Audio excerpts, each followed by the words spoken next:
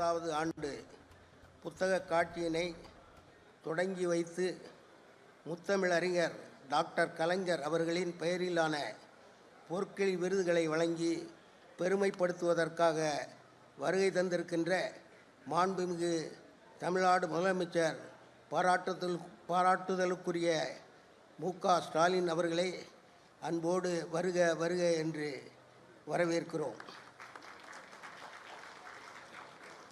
அதை போலவே வர இருக்கின்ற தமிழ்நாடு அரசின் துணை முதல்வர் திரு உதயநிதி ஸ்டாலின் அவர்களையும் வருக வருக என்று வரவேற்கிறோம். மாண்புமிகு மருத்துவத்துறை மற்றும் மக்கள் நல்வாழ்வுத்துறை அமைச்சர் திருமிகு மா. சுப்பிரமணியம் அவர்களை வருக வருக என்று வரவேற்கிறோம். மாண்புமிகு பள்ளி கல்வித்துறை அமைச்சர் திருமிகு மகேஷ் பொய்யாமொழி அவர்களை இந்த ஆண்டிற்கான முத்தமிழ் அறிஞர் கலைஞர் மற்றும் அவரை வரவேற்கிறோம். அதை போலவே முத்தமிழ் அறிஞர் கலைஞரின்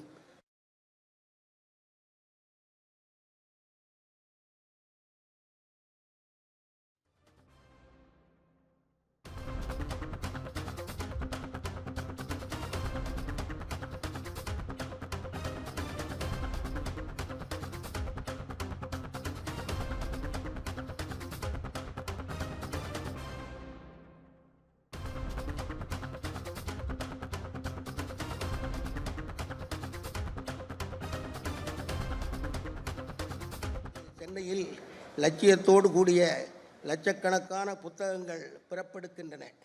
பிறந்த குழந்தைக்கு அழகான ஆடை அணிகலன்களை பூட்டி அழகு பார்க்கும் பதிப்பாளர்கள், விற்பனையாளர்கள் வாசகர்களின் கரங்களில் தவழச் செய்கிறார்கள்.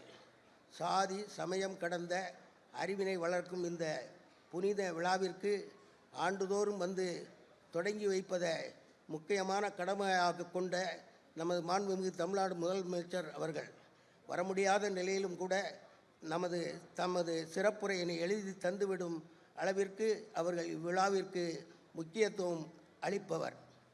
காரணம், அவர் வளர்ந்த பாசறை அப்படிப்பட்டது.